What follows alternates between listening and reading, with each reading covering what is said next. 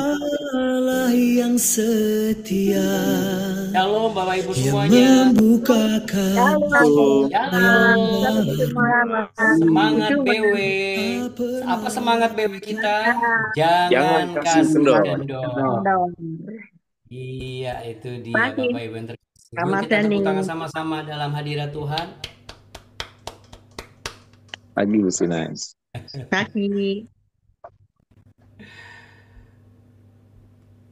Iya, Bapak Ibu sekalian terkasih, mari kita sapa Tuhan Yesus yang sudah sangat baik buat kita. Ya, mari kita berdoa bersama-sama. Mari kita rendahkan diri hati kita, pikiran kita fokuskan hanya kepada Tuhan. Mari kita berdoa. Segala kemuliaan, segala puji syukur rasa kami, terima kasih hanya kami tujukan kepadamu, ya Allah kami yang hidup, Yesus Kristus, Tuhan dan Juru Selamat kami. Bapa Surgawi, terima kasih karena Engkau sudah memelihara kehidupan kami begitu rupa, begitu indah dalam segala perkara. Engkau yang menguatkan kami dalam berbagai macam tantangan, persoalan, pergumulan. Engkau buat kami mampu melewati itu semua, bahkan berkemenangan hari lepas hari. Bapa kami yang ada di dalam sorga, dikuduskanlah namamu, datanglah kerajaanmu, dan jadilah kehendakmu di bumi seperti di surga. Berikanlah kami pada hari ini makanan kami yang secukupnya, dan ampunilah kami akan kesalahan kami, seperti kami juga mengampuni orang yang bersalah kepada kami. Dan janganlah membawa kami ke dalam pencobaan, tapi lepaskanlah kami daripada yang jahat, karena Engkaulah yang punya kerajaan dan kuasa dan kemuliaan kekal sampai selama-lamanya. Kami mau memuji menyembah Tuhan sebelum kami mendapat anugerah firman Tuhan sebagai pelita langkah hidup kami setelah kami selesai bersama-sama menyerukan namamu. Dalam nama Tuhan Yesus, haleluya, amin. Kita beri tepuk tangan sekali lagi saudara di tempat kita masing-masing. Puji nama Tuhan, haleluya. Bapak Ibu yang terkasih, kita akan masuk ke pujian dan penyembahan ya saudara. Mari. Abuna akan mulai share. Biarlah pujian ini mengingatkan kita kalau kita hidup, kita untuk siapa ya. Kalau kita masih ada, biarlah kita berkarya bagi siapa, yaitu bagi Tuhan kita Yesus Kristus.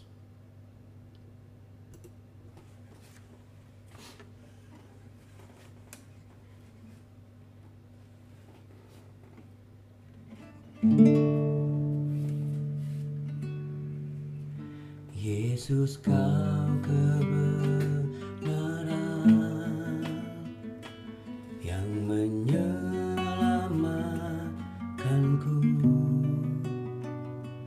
Kau memberikanku hidup dan pengharapan.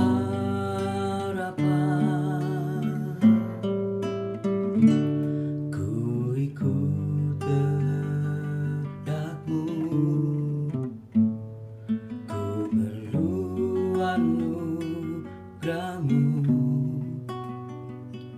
Ku nyatakan janjiku kepadamu.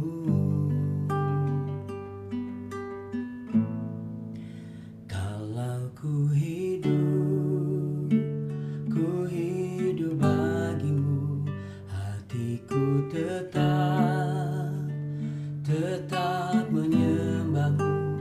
Dunia tak bisa menjauhkanku dari kasih-Mu. Selama ku hidup bagimu, mataku tetap memandangmu. Dunia tak bisa menjauhkanku dari kasih-Mu.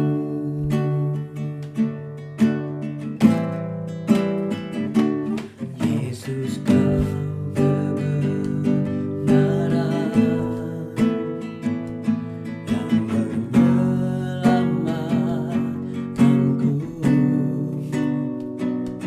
Kau memberikanku hidup dan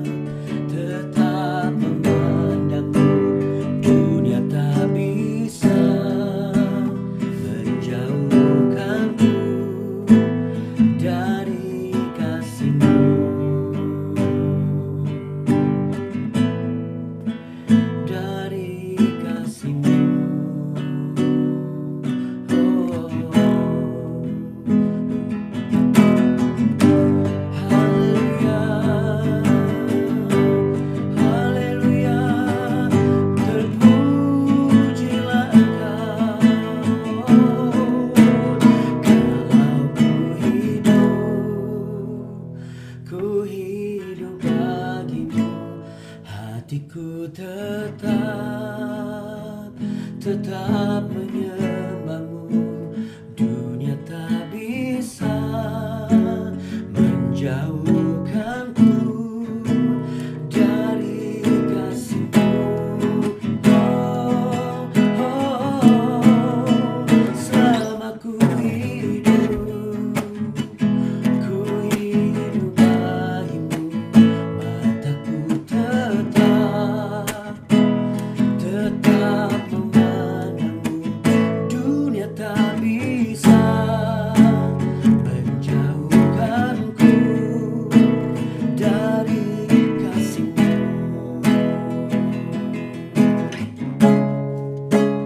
Dunia tak bisa menjauhkanku dari kasih-Mu. Oh, dunia tak bisa menjauhkanku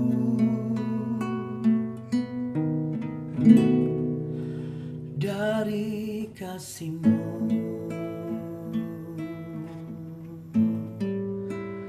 Dari kasih-Mu.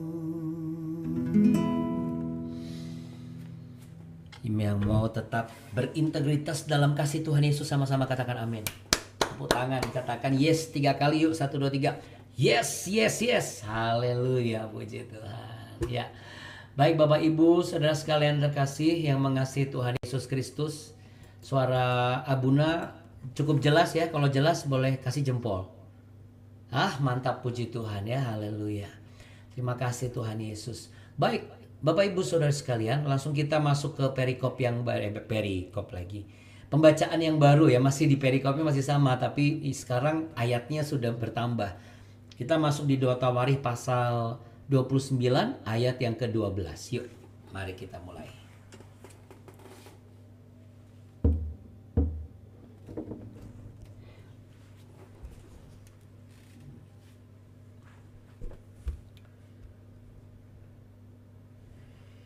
Ya, 2 Tawarikh pasal 29 ayat yang ke-12. Lalu bangunlah orang-orang Lewi itu, yakni dari Bani Kehat, Mahat bin Amasai, dan Yoel bin Azaria dari Bani Merari, Kish bin Abdi dan Azaria bin Yehalelel. Dari orang Gerson, Yoah bin Zima dan Eden bin Yoab. Dari Bani Elisafan, Simri dan Yeiel. Dari Bani Asaf, Zakaria dan Matanya. Dari Bani Heman, Yehiel dan Simei. Dan dari Bani Yedutun, Semaya dan Uziel. Mereka mengumpulkan saudara-saudaranya dan menguduskan dirinya. Kemudian mereka datang menurut perintah saja sesuai dengan firman Tuhan, lalu mentahirkan rumah Tuhan. Sesudah itu masuklah para imam ke bagian dalam rumah Tuhan untuk mentahirkannya. Semua yang najis yang didapati mereka di dalam bait Tuhan dibawa ke pelataran rumah Tuhan. Orang-orang Lewi menerimanya untuk diangkut keluar ke lembah Kidron. Pekerjaan menguduskan itu dimulai pada tanggal 1 bulan yang pertama.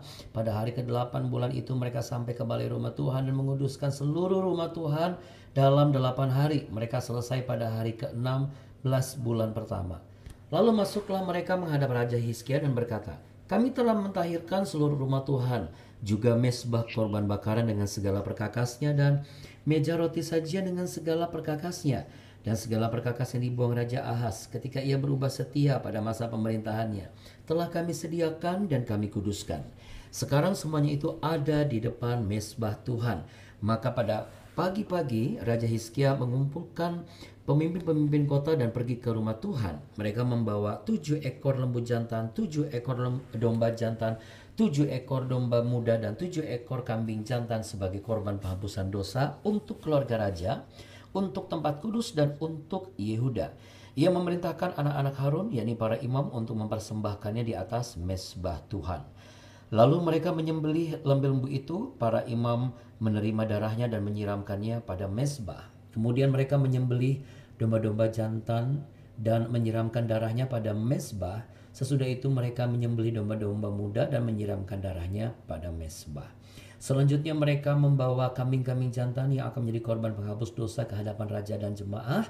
Mereka meletakkan tangannya ke atas kambing-kambing itu.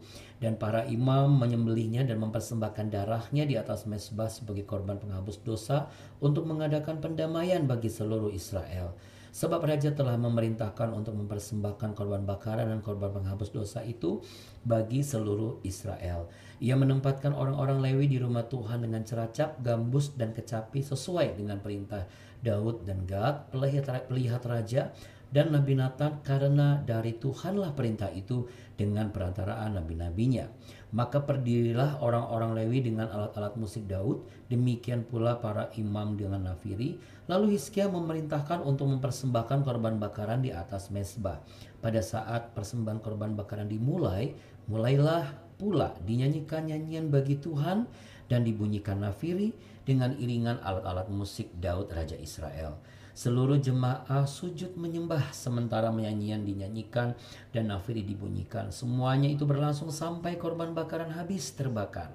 Sehabis korban bakaran dipersembahkan, raja dan semua orang yang hadir bersama-sama dia berlutut dan sujud menyembah. Lalu Raja Hizkia dan para imam pemimpin-pemimpin memerintahkan orang-orang Lewi menyanyikan puji-pujian untuk Tuhan dengan kata-kata Daud dan Asaf pelihat itu. Maka mereka menyanyikan puji-pujian dengan sukaria, lalu berlutut dan sujud menyembah. Kemudian berbicaralah Hizkia, "Sekarang kamu telah mentahbiskan dirimu untuk Tuhan. Mendekatlah dan bawalah korban-korban sembelihan dan korban-korban syukur ke rumah Tuhan." Lalu jemaah membawa korban-korban sembelihan dan korban-korban puji-pujian. Setiap orang yang rela hati membawa juga korban-korban bakaran. Jumlah korban bakaran yang dibawa jemaah ialah lembu 70 ekor, domba jantan 100 ekor, dan domba muda 200 ekor. Semuanya sebagai korban bakaran bagi Tuhan. Persembahan kudus terdiri dari lembu, sapi 600 ekor, dan kambing domba 3000 ekor. Oke, sampai situ dulu saudara. Haleluya. Puji Tuhan. Ada sukacita Bapak Ibu pagi hari ini? Yang bersukacita boleh kasih jempolnya. Iya. Kasih jempolnya yuk, sama-sama kita sampaikan. Walaupun gak keluar suaranya tapi gak apa-apa ya. Aku punya Tuhan yang baik, sangat baik, teramat baik, selalu baik, selamanya baik. Namanya Tuhan Yesus Kristus. Kasih tos dulu. Nah, taruh tangan di dada. Aku harus selalu ingat. Bapak Ibu, saudara-saudara yang terkasih dan juga anak-anak yang mengasihi Tuhan Yesus Kristus. Pasal ini menceritakan respon para imam Lewi dan juga imam-imam lainnya di masa Raja Hizkia yang memang dari kemarin kita sudah bahas, ditugaskan Allah untuk memulihkan ibadah di bait Allah, ya. Baik secara konteks ibadah secara jasmani, fisik, kegiatan, ritual, ya, maupun bicara mengenai hati, saudara. Makanya dilakukan beberapa simbol-simbol dalam pembersihan supaya kekudusan itu kembali datang. Kekudusan yang tertutup oleh kotoran-kotoran, yang tertutup dengan dupa-dupa yang bau nggak enak, ya, karena apalagi dengan bau darah, ya, hanyir dan lain sebagainya, kenajisan, itu semua dikuduskan dan mempersembahkan korban syukur serta korban pendamaian, Bapak Ibu yang terkasih, ya. Tetapi kalau hari ini kita tidak perlu melakukan ini sekali lagi, karena apa? Karena Allah telah mengutus anaknya yang tunggal ke dalam dunia, yaitu Yesus Kristus sebagai korban sembelihan yang sempurna. Sama sebagaimana ditulis tadi bahwa setiap domba, kambing, sapi disembelih lalu kemudian darahnya disiramkan, ya, sampai habis. Demikian juga Yesus Kristus Tuhan, ya, tersembelih, bukan nggak cuma sembelih, ya, tapi tercabik-cabik juga, badannya hancur lebur sampai darahnya habis, ya, sampai terkikis habis.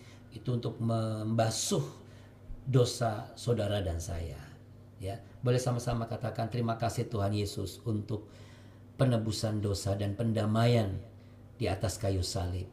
Puji Tuhan. Nah, saudara silakan ambil stabilo atau pensil atau mulai catat, ya. Dari ayat yang ke-12 sampai ayat ke-33 ini ada di beberapa ayat sebagai kata kunci yang ingin Abuna sampaikan. Yang pertama adalah kita lihat di ayat yang ke-12. Di ayat yang ke-12 di sana kan dikatakan bahwa lalu bangunlah orang-orang Lewi itu, gitu ya. Bangunlah ya. Apakah ini salah? Tidak. Ya. Tetapi ada yang lebih pas gitu ya, ada yang lebih tepat.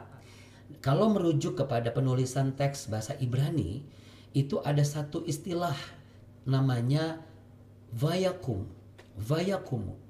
Ya, vayakum. Vayakum itu apa? Dari kata kum. Kum itu apa? Bangkit, Saudara. Kenapa bangun tidak lebih tepat daripada bangkit? Sebab mereka ini dalam keadaan terpuruk. Sebab mereka ini dalam keadaan berdosa. Mereka ini dalam keadaan terhilang. Mereka ini dalam keadaan yang gak sadar gitu. Ibaratnya mati rohani. Jadi kata bangkit itu sebenarnya sesungguhnya lebih tepat gitu. Ya kalau ditanya, kalau kenapa LAI menulisnya bangun? Setiap orang diberikan interpretasi juga. Ya mungkin hamba Tuhan di LAI menginterpretasikan lebih ke arah bangun. Karena posisinya adalah mungkin dari posisi yang tidak berdiri ya. Tetapi kalau kitab Ibrani menulisnya lebih kepada konteks kebangkitan, kesadaran gitu loh ya. Kan kalau bangkit itu lebih kepada konteks kematian ya. Jadi merujuk kepada kematian rohani, kematian logika di dalam kebenaran gitu. Artinya bangkit, tapi sama saja. Nah, artinya apa Saudara? Ambil langkah untuk memulai kembali sesuatu yang sempat berhenti atau terhenti. Saya ulangi. Kata kunci yang di kata pertama ini ya, saudara-saudaraku, kata bangun itu digarisbawahi itu artinya vayakum, dari kum artinya bangkit ya. Artinya lagi apa? Mengambil langkah dengan segera untuk memulai kembali sesuatu yang sempat terhenti. Berarti ini menunjukkan keputusan kita yang bukan pasif tetapi aktif. Inisiatif datang dari diri sendiri, bukan karena disuruh, bukan karena dibentak, bukan karena diancam, bukan karena terpojok. Ya. Lalu kemudian yang kedua, ayat yang ke-15. Di ayat yang ke-15 ada kata menguduskan. Ya, ada kata menguduskan di sana. Kita sudah sempat bahas ini. Kalau menguduskan, kata dasar dari teks Ibrani adalah kadash ya, kudus. Berarti ini apa? Tapi kalau dari bahasa Ibrani adalah lekadesh. Ya, lekadesh. Lekadesh ini sama, menguduskan juga ya. Arti dari kata dasar kadash artinya memisahkan untuk Tuhan. Bukan berpisah dari Tuhan, tapi memisahkan untuk Tuhan. Menjadikan apa yang kita pisahkan untuk Tuhan ini menjadi lebih murni. Karena disiapkan bagi Tuhan. Ya. Untuk itu kita harus bisa menjadi seperti itu. Nanti Abuna akan jelaskan, jabarkan beberapa poin-poin untuk bisa diterapkan dalam keluarga maupun dalam anak muda, di generasi muda maupun di komunitas bagi yang bekerja juga sama-sama ya. Kita satu-satu dulu. Lalu kita masuk ke ayat 16. Lihat di sana ayat 16. Di ayat 16 ada satu kata, di situ ada satu istilah mentahirkannya. Ya, semua yang najis yang didapati mereka di dalam bait Tuhan. Ya, jadi mentahirkannya ya. Ya, kalau di teks Ibrani bukan mentahirkan tapi lebih ke membersihkan Saudara. Ya, karena ini konteksnya bukan dalam pengertian sesuatu yang sifatnya bukan hanya diri tetapi juga semua yang ada yang didapati pada diri mereka. Berarti bisa dipahami baju mereka mungkin tidak bersih dan lain sebagainya. Ya. Kalau mentahirkan kan lebih kepada spirit ya, lebih kepada roh. Karena bahasa Ibraninya itu disebut sebagai vaihatu. Vaihatu itu dari kata dasar syata. Artinya membersihkan dan menghapus dosa. Ya. Bahasa Ibrani ini lucu Bapak Ibu ya. Vayahatu bacanya, tapi kata dasarnya itu khata. Jadi memang agak sedikit unik ya. Dan di sini artinya bisa langsung dua, membersihkan dan sekaligus menghapus. Berarti kalau membersihkan kan yang kotor. Nah, kalau menghapus itu juga pasti yang kotor. Berarti kotor di sini konteksnya adalah kotor jasmani dan kotor rohani, kira-kira demikian. Kotor pikiran dan juga kotor perbuatan atau kotor perkataan. Ya. Nah, lalu kemudian kita loncat ke ayat 21 dan 32.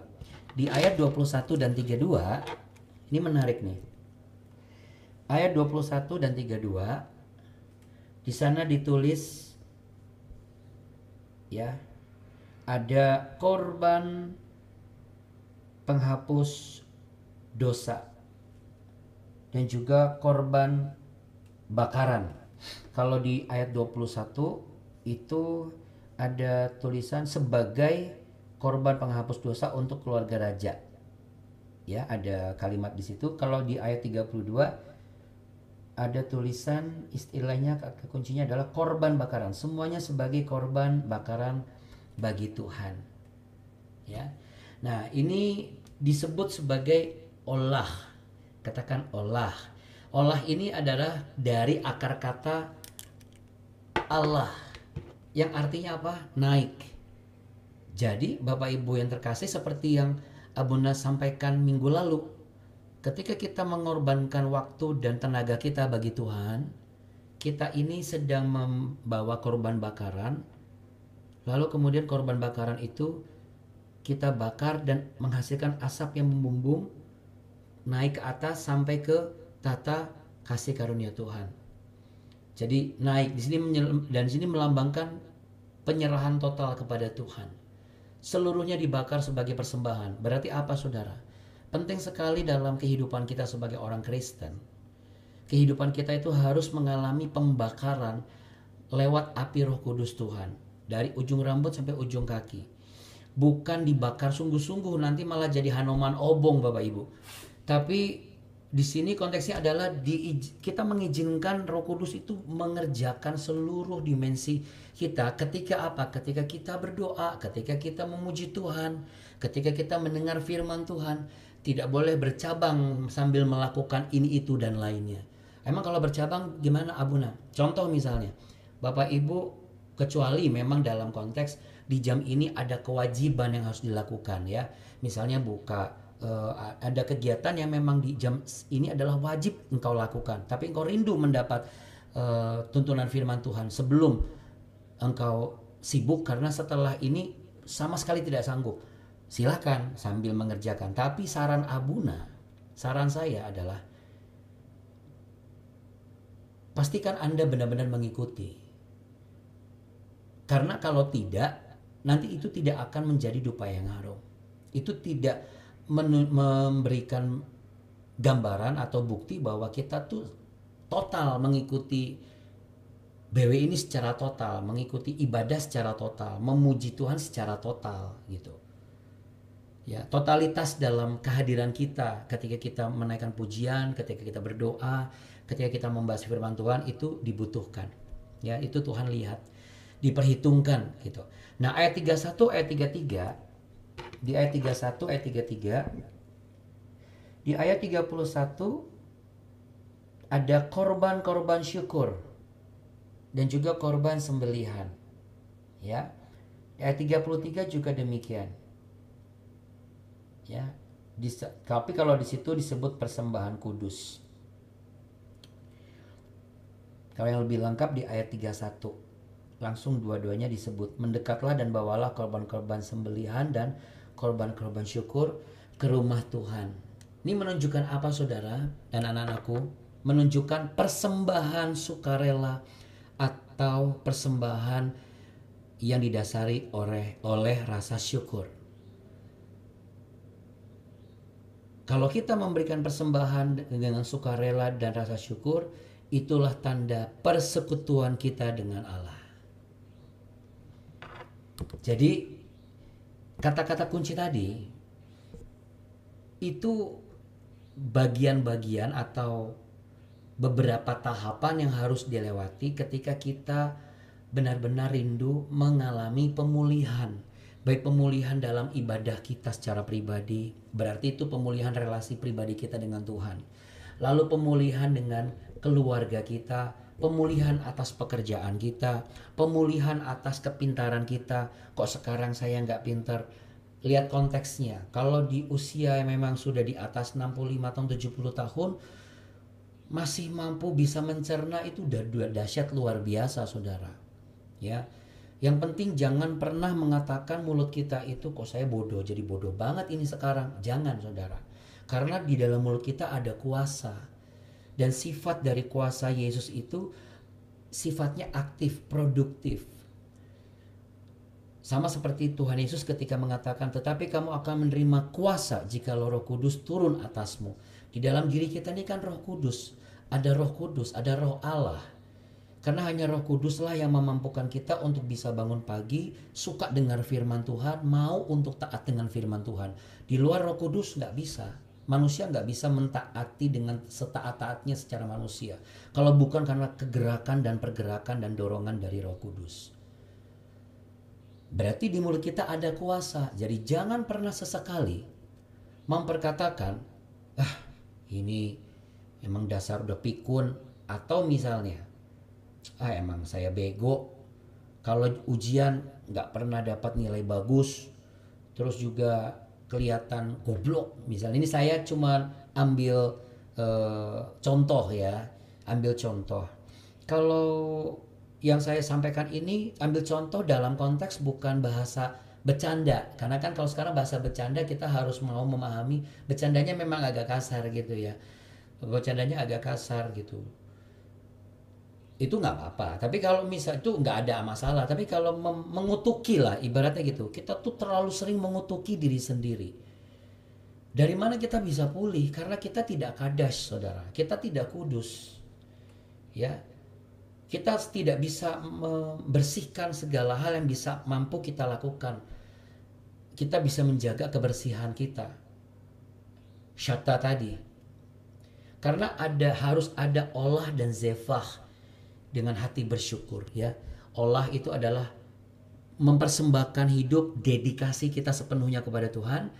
Zefah itu artinya hati yang bersyukur. Nah, apa yang bisa kita aplikasikan? Yang pertama adalah sebagai keluarga, ayo kita harus jaga yang namanya kekudusan dalam rumah tangga. Ya, kekudusan rumah tangga artinya apa? Bukan hanya tentang tidak setia, bukan hanya tentang berpikir yang tidak pantas ya, tetapi apa yang berpotensi untuk menjadikan kita dalam rumah tangga kita punya kebiasaan nonton yang mencemari kekudusan, itu harus di stop. Lalu bangkitlah untuk membangun mesbah keluarga kembali. Jangan biarkan doa bersama dan pembacaan firman Tuhan bersama itu padam apinya. Ya, berarti kita langsung pastikan aja, tetapkan apakah setiap seminggu berapa kali, bahkan setiap malam jauh lebih bagus ya. Seperti kami kalau Abuna lagi di luar kota, kami pakai Zoom, yuk kita sama-sama doa. Memang berhak untuk gak usah doa lah, kan lagi di luar kota. Kita berhak. Apakah Tuhan marah? Ini bukan masalah Tuhan marah atau enggak, tapi kalau kita rindu mengalami pemulihan kehidupan kita, kan hidup tubuh kita ini kan bait Allah. Pekerjaan kita pun juga adalah bait kudus Tuhan. Berarti saudara, apa yang firman Tuhan hari ini tuntun buat saudara dan saya, ya harus dilakukan. Di dunia kerja, integritas kita dalam kebenaran adalah persembahan yang hidup. Ya, kerja bukan hanya sekedar cari uang, tetapi itu sebuah penyembahan secara total. Olah. Katakan olah. Kita bekerja sepenuhnya bagi Tuhan. Makanya kerjakanlah segala sesuatu bagi Tuhan, bukan bagi manusia. Ya. Dengan cara apa saudara? Zefah. Katakan zefah. Zefah itu mengucap syukur. Dalam setiap proses, di tengah tekanan pekerjaan, tetap mengucap syukur. Mungkin manusia tidak melihat excellent, tapi kalau Tuhan melihat kita bekerja setiap hari seperti ini, Tuhan Yesus melihat pekerjaan yang kita lakukan itu excellent. Katakan excellent. Iya. Karena kita tidak kompromi dengan hal-hal yang melawan etika, sehingga hidup kita menjadi kesaksian di tempat kita bekerja. Nah, untuk pelayan Tuhan, penting sekali bagi Anda yang minggu depan misalnya, atau ada tugas pelayanan minggu ini, cuma latihan paduan suara kok Abuna.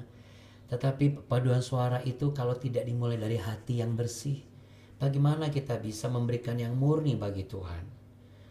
Jangan sampai kita latihan paduan suara, kita bekas berantem di rumah gitu. Kita habis caci maki orang, lalu kita, terserah apa sih? Sekalian deh. Jadi keluar dari rumah sambil banting pintu. Mau kemana? Udah tahu mau latihan paduan suara, make tanya. Nanti cari di gereja. Yuk, mau latihan paduan suara kok marah-marah ya. Jangan ya. Saya percaya di antara kita tidak ada yang seperti itu. Tapi kalau memang ternyata mungkin barangkali pernah, nah hari ini diingatkan. Karena nanti tidak ada olah dan tidak ada zefah.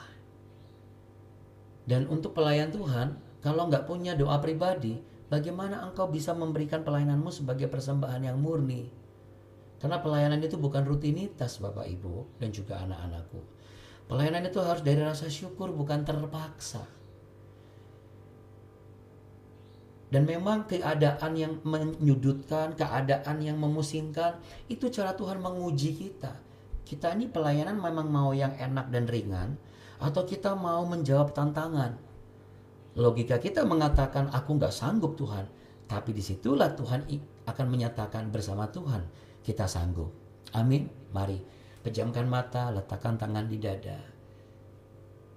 Sebelum berdoa, renungkan apa yang Abuna sampaikan. Mari kita evaluasi motivasi kita menjadi Kristen selama ini seperti apa. Motivasi kita berkeluarga, membangun mesbah doa, terlibat dalam pelayanan itu untuk apa.